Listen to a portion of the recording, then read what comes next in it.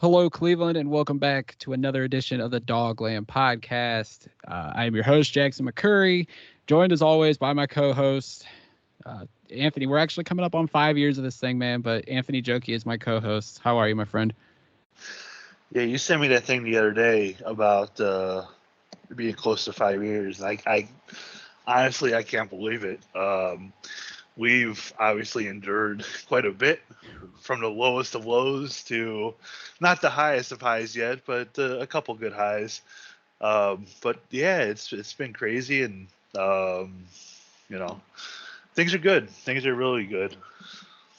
Yeah, coming up on 5 years next month when you started this podcast. I was just a guest for the first few episodes, but not only that, but we're closing in on 300 episodes, which I didn't know how long we would do this thing. But the fact that we're close to 5 years of this and 300 episodes, I mean, just goes to show like our dedication to this and how much we love the Cleveland Browns.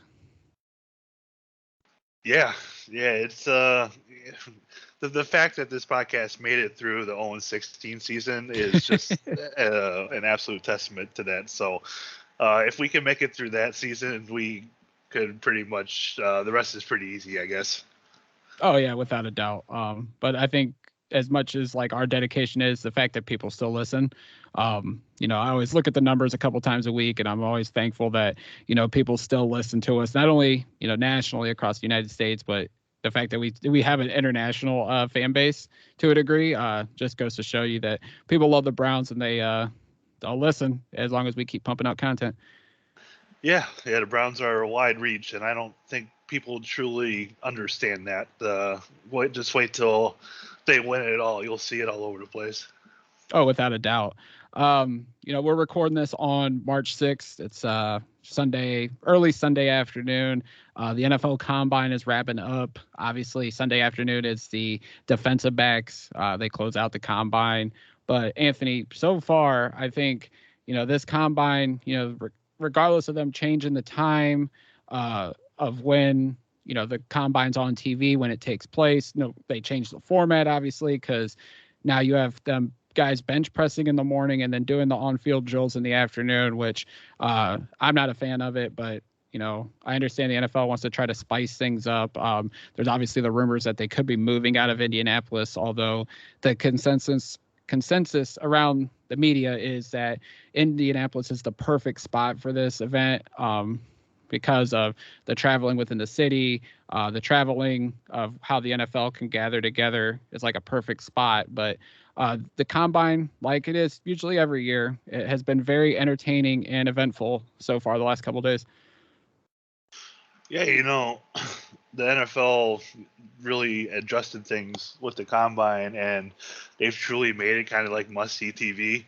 And with all the different changes that they made, it is fun to watch. To be honest, I haven't seen much of it with work the last couple of days, but I've been able to catch some of the highlights, and I don't know how they could turn athletic workouts into theater, but somehow they've managed to do that, and that's just the NFL being the NFL and being able to do those things. So, whether they move it out of Indy or keep it there, people are still going to watch. And having this stuff in like prime time, people are always hungry for football, and they've really found something that works. So um, it's just great theater to watch it, and you're sitting there in suspense, wondering if this guy is going to run a 4.5 or a 4.4 or under 4.4. It's crazy the atmosphere that the NFL has created around this thing. Yeah, without a doubt. And Saturday afternoon, it was, I think, the whole NFL world was at a jaw drop when Georgia defensive tackle Jordan Davis stepped on the field to do his workouts. And to tell you the historicness of his performance, Math Bomb on Twitter posts the relative athletic scores every year when the prospects do their drills, and says this guy ranks X out of how many people are in the database. And for people that don't know about this, go to ras.football. He has an unbelievable database. I think there's over 17,000 players, but to tell you the historicness of this, Jordan Davis is the highest ranked defensive tackle in the history of the database, and the only guy in the database that outranks him is Calvin Johnson, the Hall of Fame receiver of the Detroit Lions. Jordan Davis ran a 4.7840. His vertical jump was 32 inches. His broad jump was 10 foot 3 inches. He has a perfect score of 10 in the relative athletic score. Just the unbelievable performance of a guy who's 341 pounds. I mean, everybody was in shock of this performance. And this guy was already a projected first round pick, Anthony. But now you have to wonder if he wasn't in the discussion potentially for 13 for the Browns. I think he'll be at least in the discussion by the time we get to draft day in April. Yeah, I think it all depends on what happens between now and then, right? So you have free agency coming up, and obviously the Browns have a large need on the defensive line, both at end and at defensive tackle. If they can find a couple stopgaps in free agency for defensive end, or if they think they could find a long-term starter in there, then that could definitely push Davis up their board a little bit as somebody to potentially take at 13. So I just think it depends on that. So it's kind of wait and see. After free agency begins here shortly, I think you can start to see the buzz for him to go at 13 if whatever happens with Clowney or whatever else happens in free agency on a defensive line. I think we'll find out here in the next few weeks if that could become more of a possibility.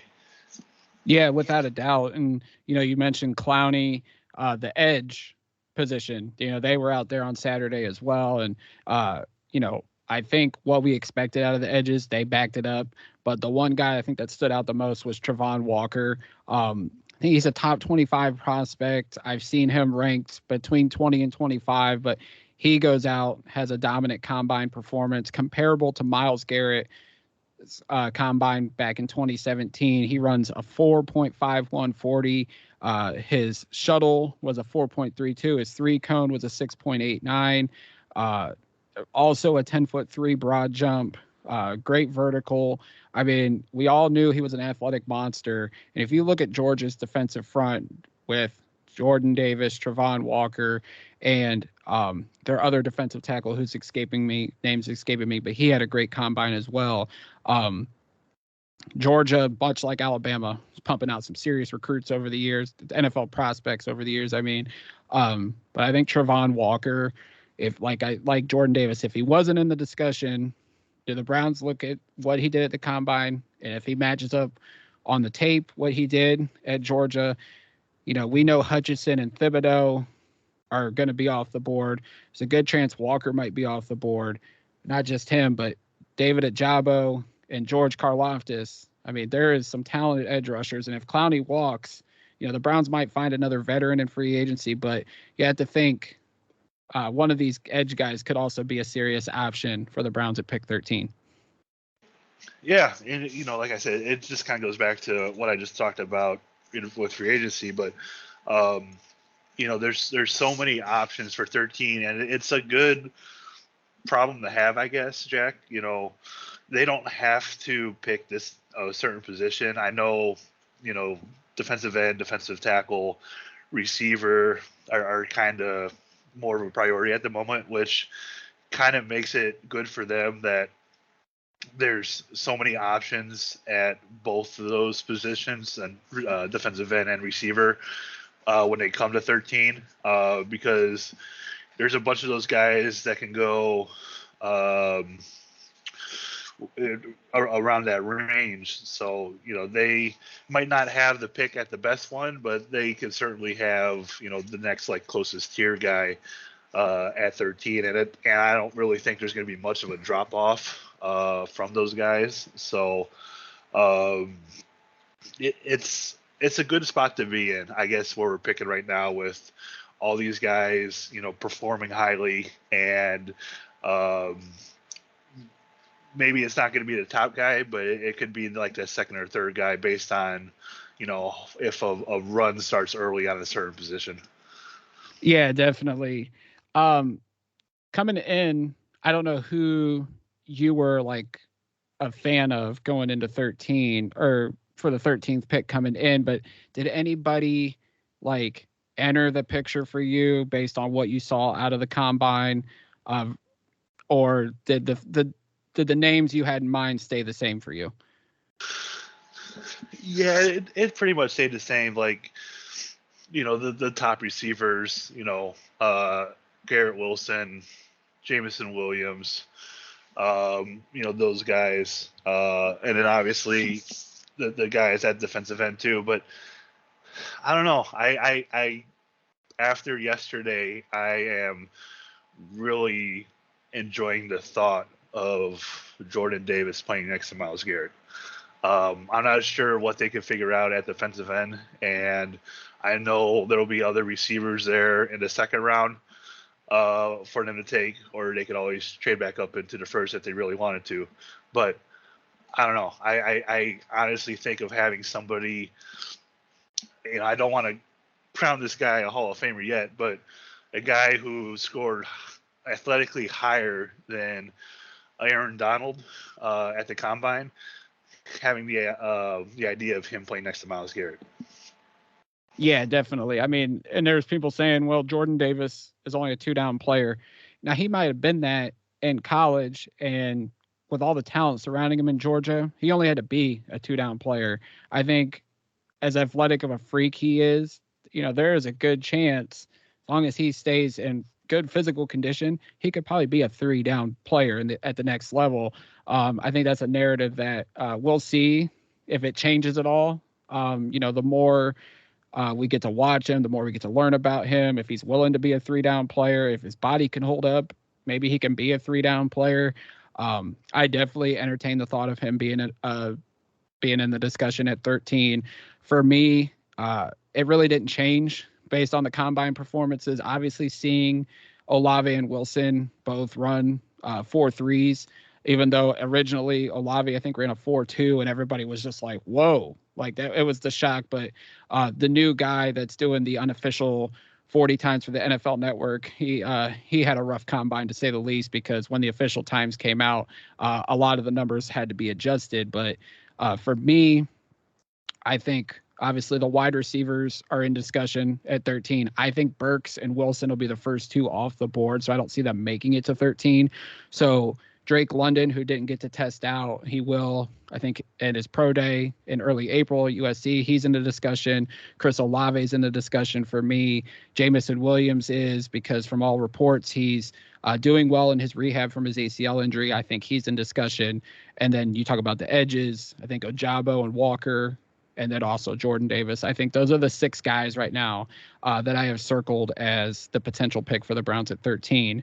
And maybe it dwindles down after early free agency, seeing what the Browns do, how aggressive they are at certain positions, see if that changes my thought process of how they will attack this draft.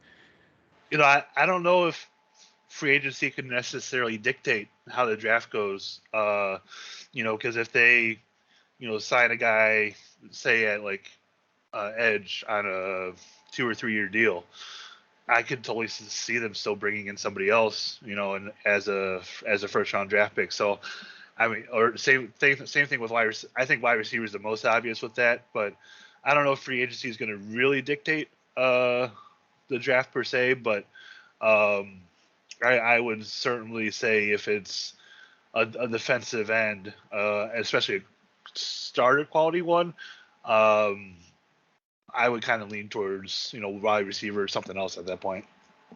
Yeah, I think if whoever they sign potentially as an edge rusher, I don't think that'll change their draft mindset if they, are targeting a Trevon Walker or David Ojabo, or even if one of the big 3 edge rushers, Thibodeau, or not the big 2, I mean Thibodeau or Hutchinson somehow fall, which Thibodeau might, which that's a whole nother discussion for another day.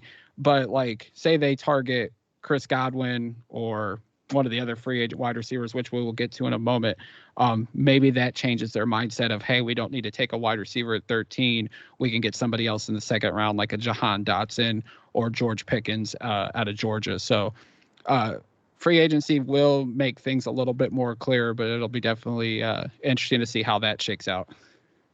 Yeah, and it's coming up very shortly, so it's we're right in the beginning of the fun ride of the off season.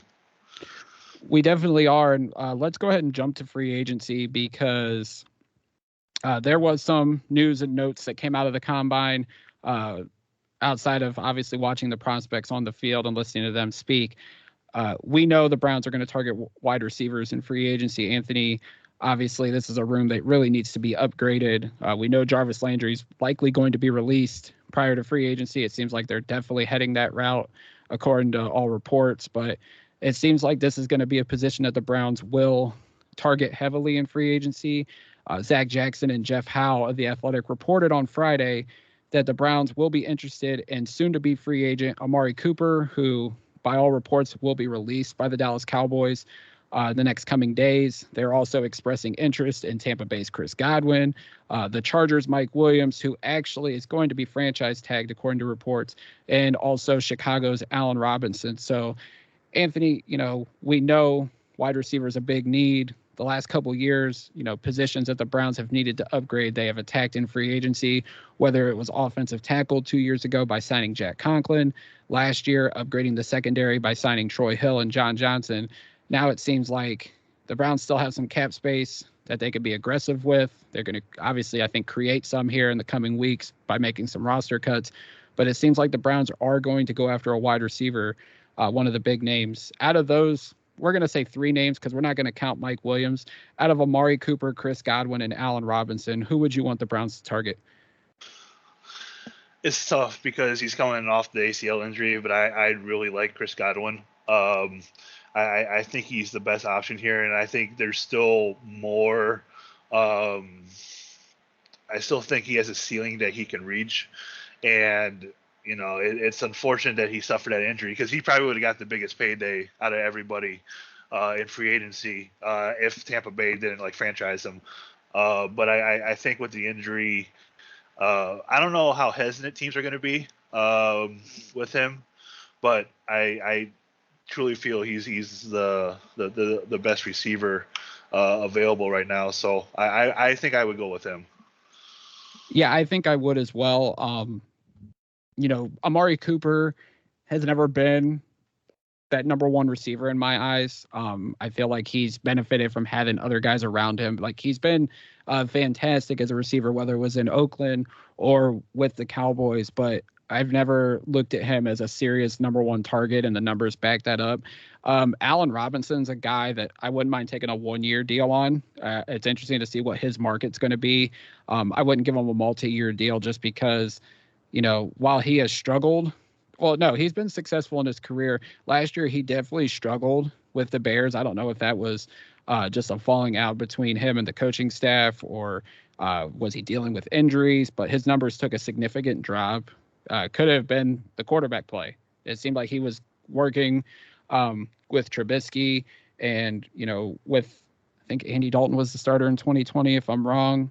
I'm wrong. I think it was Trubisky, but this last year he couldn't get a connection going with Justin Fields. But yeah, I'm interested to see what Godwin's market's going to be coming off the ACL injury. He still put up over 1,000 yards and nearly 100 receptions. It would be a fantastic signing for the Browns, barring everything checks out medically. I could see him getting $16, $17, $18 million per year, but I'm anxious to see what kind of competition the Browns will have for his services. Yeah, and I also wonder, if they do sign one of these top guys, what could be another, I won't say under the radar, but a second tier move at the receiver position, maybe signing a couple guys in free agency, because if they are going to lose Landry, which it seems like they will, you have Peoples-Jones, you have Anthony Schwartz right now.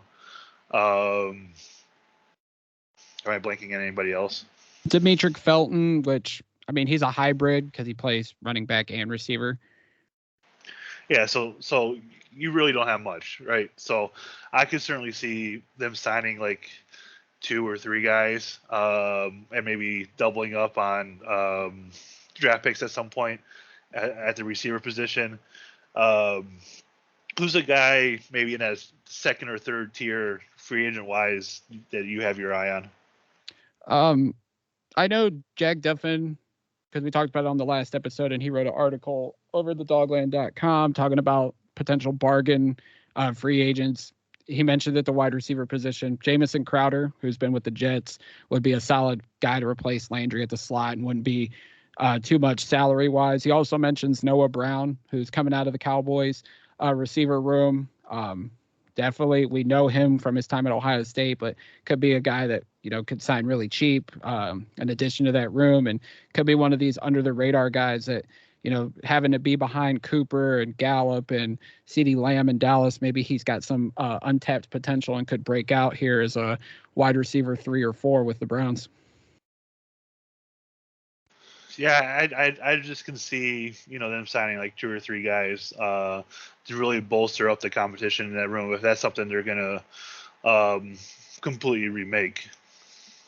Yeah, definitely. I think this is going to be a room that they really look into to upgrade, along with the defensive tackle room. I think that's another position they'll attack heavily this offseason. But I like the aggressiveness. I like that Andrew Berry and Stefanski know, like, if we want to expand this offense, we need to bolster the wide receiver room, because I think that's the one misperception is that, when Odell Beckham was hurt in 2020 and then obviously made his exit this past season, the wide receiver room did not have explosiveness, did not have the best athletes in terms of speed and explosion.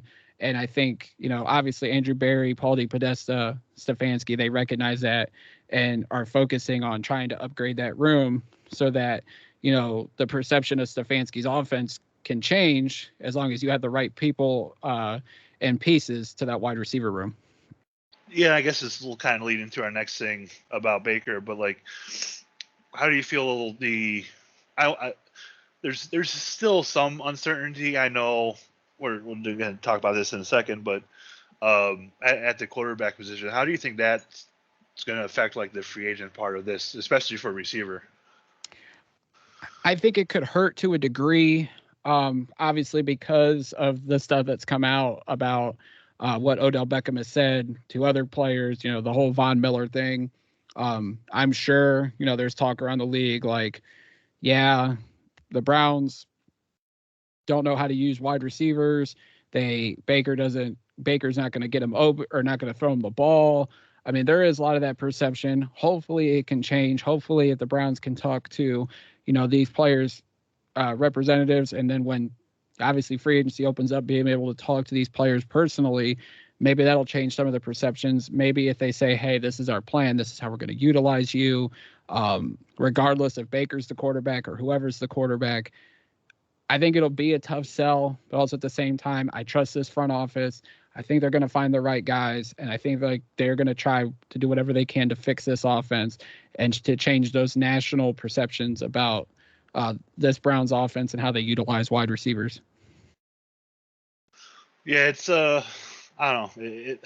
I'm very curious to see how like the rest of this offseason is going to shake out. I know there's obviously after missing the playoffs and being 8-9, there's a lot of opportunity here, and I think Stefanski talked about the other day where he said, you really got to take a hard look at yourself, and I'm kind of paraphrasing here, a hard look at yourself and look to see what was done well, look to see what was done poorly, how you get better in both those aspects, and like if something didn't work well, are we going to completely like toss it out the window, etc. So very curious to see how things are going to look come August.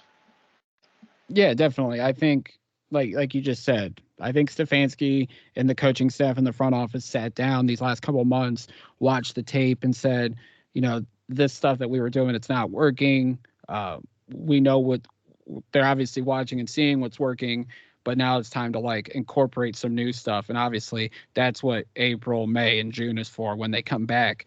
and OTA start and mini camp start, so they can incorporate and install some new things offensively that's going to make not only the players better, but also the coaches better, knowing this stuff works.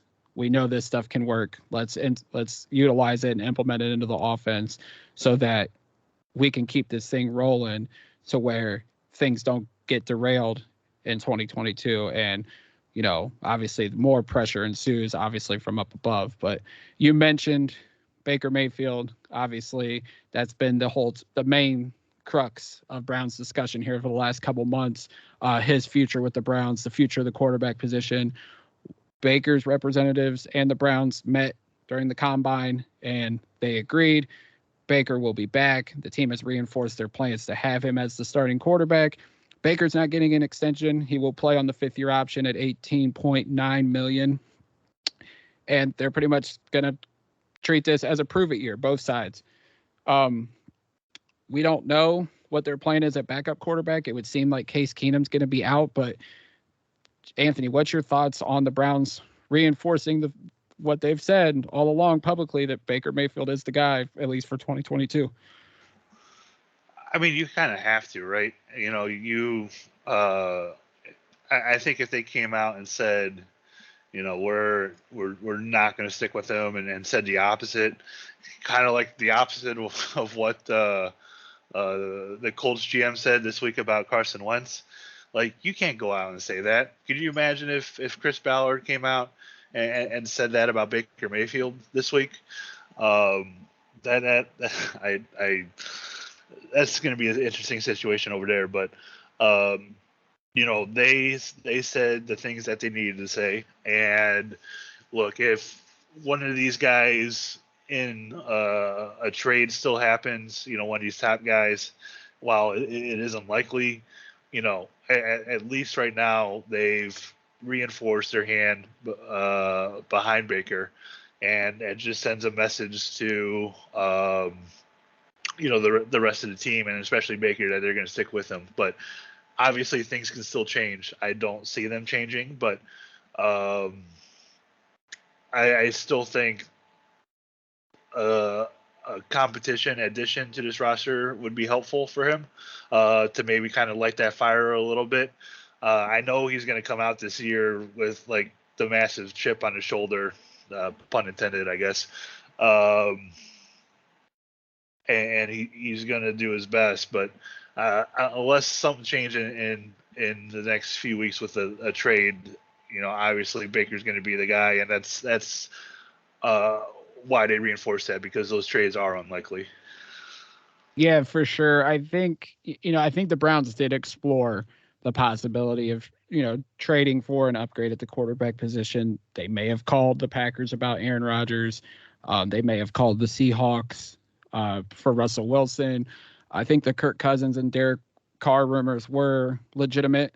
I've seen a report that several teams have called about Derek Carr, but it didn't say if the Raiders rebuffed those calls, like the Seahawks did when the Commanders made a major offer for Russell Wilson, according to the NFL Network. But I think this was always the likely thing, regardless of people saying, oh, we're going to be able to go get Watson or Rodgers or Wilson or whoever. I think the likely option was they were going to bring Baker back. My only thing is, are they going to bring in some form of competition? Case Keenum's due $1 million bonus in a couple weeks, and he's due, I think it's a little over $8 million. I don't see the Browns bringing him back for that. My only thing is, do they bring in another backup for a significant amount of money? There was the Mitchell Trubisky stuff, but it seems like he is going to be pursued as if he's going to be a starting quarterback somewhere this year, which leaves really Jameis Winston, who's coming off an ACL injury. It looks like he's going back to New Orleans. And then Marcus Mariota, who's been the backup for Carr the last couple of years in Las Vegas. Almost said Oakland. And then the only other option really is Nick Mullins, who I think performed well in the Raiders game. He's probably the most likely guy to be the Browns' backup quarterback, or maybe they draft someone. I have a feeling they're going to add a quarterback of some kind this offseason. It's just a matter of who and how and for how much.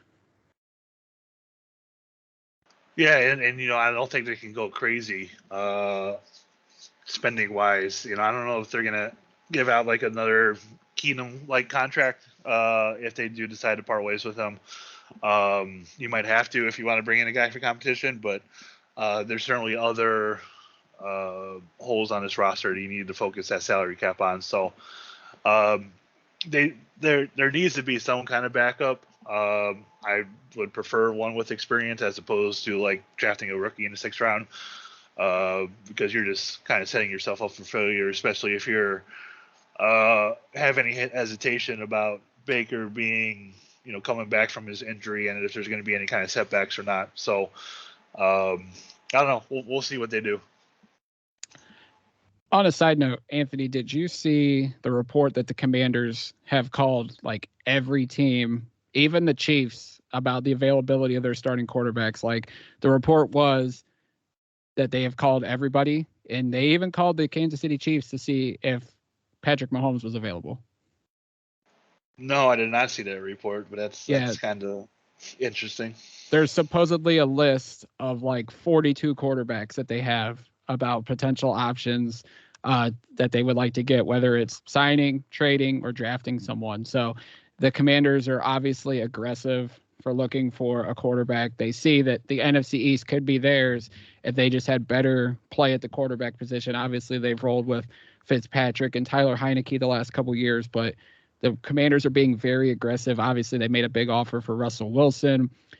They were turned down by the Seahawks. My thinking is Russell Wilson doesn't want to go there. He actually said in an interview he would like to stay on the West Coast, which makes me think that if Denver doesn't get Aaron Rodgers, that Russell Wilson's going to be the next guy they aggressively pursue. So very interesting how this QB market's going to shake out here in the couple weeks. And it'll be interesting to see if the Browns have any say in it as well. Yeah, I wonder how quickly things could change. In the next few weeks. I guess that's the exciting part about free agency. You never know what's going to happen. So didn't the Stafford trade happen around this time last year, maybe a couple weeks ago this time? Yeah, it was like the week before the Super Bowl a year ago. So I'm shocked that there hasn't been any movement, but also at the same time, I think like Aaron Rodgers is kind of holding things up for the rest of the league. I'm certain that a decision's coming this week because the franchise tag deadline is Tuesday the 8th, which we'll actually get to here in a second. But if they're going to tag Davante Adams, that would make me think that Rodgers is coming back. So decision time's coming for number 12, hopefully, because you don't want to leave the Packers. The Packers let Davante Adams go untagged. For certain, he's going to be leaving, which could really probably force Rodgers to say, hey, I want out of here. Well, are you backing up the Brinks truck if Davante Adams does go untagged here the next couple of days? That's a good question because I feel like he's going to be asking for Hopkins money, which is like $27 million per year. Would I do it? Yes, but then you're going to have to make some serious you're going to have to make a serious sacrifice, I think, to this roster. And I don't know how the fan base will feel about it. Obviously, adding Davante Adams would be huge, but I feel like the Browns would have to make another move that might anger the fan base. So I personally wouldn't do it. I feel like he's going to probably go somewhere else anyways. But yeah, I don't think it would be beneficial for the Browns to add Davante Adams, as crazy as that sounds. How would landing Davante Adams change the quarterback sweepstakes with like Aaron Rodgers and Russell Wilson? It could definitely alter things in the Browns' favor, but if you're adding both Rodgers or Wilson along with Davante Adams, you could be saying we're not extending Denzel Ward, or we're going to have to trade somebody to keep our financial flexibility going forward because you're extending Wilson or Rodgers. I think you're giving them a new deal, and you're also giving Davante Adams a new deal. I don't know how you could make it work, but I'm sure Jack Duffin would back me up that we would have to make some kind of big move to sustain some kind of financial flexibility going forward, whether that's not extending Denzel Ward, whether that's trading a Nick Chubb, or I'm not even going to say trading Myles Garrett because I don't even want to say those words, but they're going to have to do something to maintain some kind of financial flexibility to keep some kind of significant talent on this team moving forward. So I don't think that would happen, but it would be crazy if it did. And the other thing it does is it obviously hampers your position to upgrade the defensive side with draft picks, because most of those will be headed back to Green Bay in a trade, unless, if Rodgers tells them, no, I'm not coming back, I'm retiring unless you trade me. I guess that could lower the compensation a little bit. So I don't know. It's certainly going to be interesting to watch for sure. But I think signing Adams is unlikely. It's just always fun to play those hypotheticals this time of year. It definitely is. We mentioned the franchise tag when it comes to Devontae Adams and everything, and how Green Bay has a big decision to make coming Tuesday. The Browns could also be having a big decision coming up here on Tuesday with David Njoku. Now, all expectations are he's going to be back in some form, we think, with free agency or with the franchise tag looming, or if they can hammer out a long-term deal. They met, his agency and the Browns met at the Combine as well. Jeremy Fowler of ESPN has reported that the Browns have had a significant contract on the table for Njoku, and it will be north of $10 million per year on a deal. The franchise tag's around $11 million. It sounds like the Browns are going to probably try to extend him, give him a long-term deal so they don't have to use the tag. But, Anthony, it seems like Njoku's going to get paid regardless, whether he's tagged, whether he's signed long-term, or whether the Browns let him go to free agency and he goes and signs a big money deal elsewhere, because it seems like the tight end position is getting a significant boost in terms of salaries across the entire position group. Yeah, and there's still another level that he can reach, and I think, if you get him at, 10 million, just north of 10 million, I think in 2 or 3 years that could be almost viewed as a discount, especially if the salary cap is going to balloon as well. So if that's the deal that he gets from the Browns, I think that's a pretty big win for the Browns, and I think that would pretty much be the end of Austin Hooper here. You would think so, and also in that thing, because I sent you the little screenshot as well, Fowler said that the Browns are carrying, obviously, Hooper's $11.25 million cap hit going into this season. But he says, but they love tight ends, and the offense often uses multiple at the same time. I don't think they would keep Austin Hooper if they tag or re-sign Njoku to a long-term deal. But, crazier things have happened. If they were to keep both, I think that means that they're probably going to draft multiple rookie receivers or sign a couple cheap veterans and then maybe draft one to, blend veteran leadership and the young guys we already have with Schwartz and Peoples-Jones and potential rookie. I don't know how that would shake things up among the offensive skill positions, but I don't see them carrying both Hooper and Njoku if they re-sign Njoku, but I don't know. I guess it's possible. Yeah, if they strike out in free agency with the receivers, and I could see them keeping both of them, but if they're able to, land one of the bigger guys in free agency at receiver, I could see, I could definitely see them releasing Hooper. Yeah, for sure. Right now, if the Browns tag Njoku, he would be the 7th highest paid tight end in the league. He would jump Hooper in terms of average per year. Do you think 11 million is the good spot for Njoku in terms of salary? Hunter Henry and Jonnu Smith each make $12.5 million per year. Andrews makes $14 million. Goddard makes $14.2 million per year. Kelsey $14.3, and then obviously George Kittle's the highest paid tight end at $15 million per year. Yeah, I think that's in the range. Maybe, give another million or so around there, but I think that's a pretty good range, especially because he hasn't reached his full potential yet. I think he can, especially in this offense. So, if you want to pay him a little bit for what you think he will be in the next couple years, then that's fine. But I think that range is pretty good. Yeah, I would agree. I think 11 million, maybe even 12 million a year is pretty good for a guy like Njoku, who's still only 26 years old. And I think like his potential hasn't been fully tapped yet. And I think this offense is perfect for him. We've seen the flashes. I mean, if he could put it together consistently, I definitely expect him to break out. I think the Browns do get a deal done of some sorts here in the next coming days. And the Chiefs going to stay in Cleveland for quite a few more years. Yeah, there's a baseball joke in there somewhere. I knew you were going to say it. I knew it. There's a baseball joke in there somewhere. I'm not going to touch it.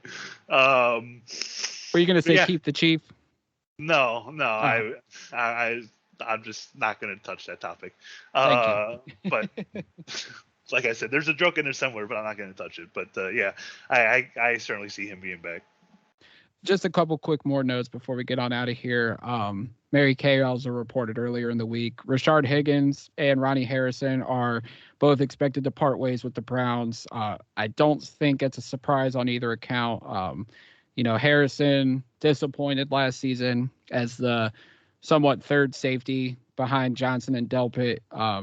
And it's not a surprise that he's probably going to move on, go sign a prove-it deal somewhere else where he can be a pretty close to a full-time starter, at least get the majority of the snaps at his position. And as it pertains to Higgins, he fizzled out of the offensive game plan, which seems to be his career here with the Browns. Obviously, he's been here, 6 seasons, and, there's times he's been a good focal point on the offense and times where he's fizzled out. And the fact that 3 coaching staffs and he was on the outskirts at times with each of those coaching staffs kind of says something about Higgins, but maybe he can go somewhere and contribute in some kind of role. But it seems as though both guys were never going to be in the future plans of the Browns after this past season. Yeah, I think we had hopes for Harrison. I'm not surprised that Higgins is not going to be back. But I think with the injuries from Harrison and then just the couple on the field things. I'm not surprised that he won't be back either. No, not at all. I think that's it. Is there anything else you wanted to discuss here? I don't think so. I think we're all good. All right. Well, we thank you all for listening to this episode of the Dogland podcast. You guys can follow Anthony on Twitter at Anthony Njoku. Njoku is Joki. You can follow me on Twitter at JackMcCurry08. And you can follow the Dogland on Twitter at the Dogland. On Facebook, just search the Dogland. And also check out thedogland.com. So until next time, as always, Browns fans, go Browns.